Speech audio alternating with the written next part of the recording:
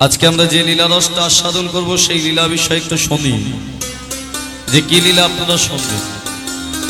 এই ভক্তমণ্ডলী, একটা বিষয় সম্পর্কে আপনারা সকলে জানেন।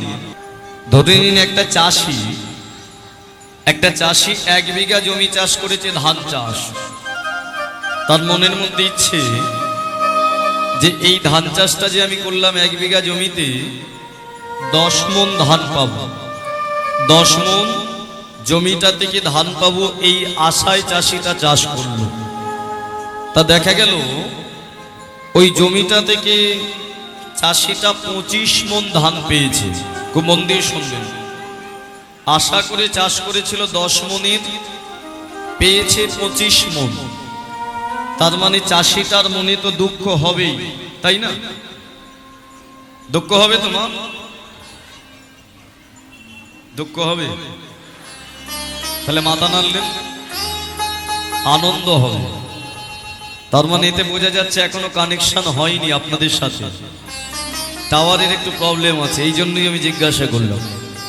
তাহলে 10 মণ চেয়েছিল, পেল 25 মণ, মানে চাষির মনে আনন্দ হবে। আর 10-এর জায়গায় যদি 1 মণ পায়, মনে দুঃখ। তাহলে যে চাষিটা 25 মণ পেল, সেই চাষির মনের ইচ্ছে কি হবে? ওই জমিটাকে পরের বছর আমি আরো ভালো করে চাষ করব। আর যে জমিটাতে 1 মণ পেল, ইচ্ছে হবে না যে ওই জমিটার পরের বছর আর আমি গিয়ে চাষ করব। তাহলে প্রশ্ন হলো, চাষিটা কি, জমিটাই বা কি, আর ফসলটা কি? চাষি আর অন্য কেউ নয়, এই পৃথিবীতে সর্বশ্রেষ্ঠ যিনি চাষি, যার নাম হলেন ভগবান শ্রীকৃষ্ণ। আর জমিটা কারা?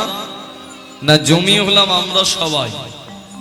চাষি যেমন জমি চাষ করে ফসলের আশায়, ভগবানও আমাদেরকে চাষ করে মানুষ করে পাঠিয়েছে ফসলের আশায়। তাহলে আমরা কি ফসল দেব ভগবানকে? ভক্তি বা সেবা। ভগবান আমাদের কাছ থেকে 10 চান, আমরা যদি 25 দিতে পারি, তাহলে চাষি যেমন ওই জমিটা আবার চাষ করতে ইচ্ছে হবে, ভগবানেরও ইচ্ছে হবে আবার আপনাকে এই হরিনারায়ণ চকে দ্বিতীয়বারের জন্য মানুষ জন্ম দেবে।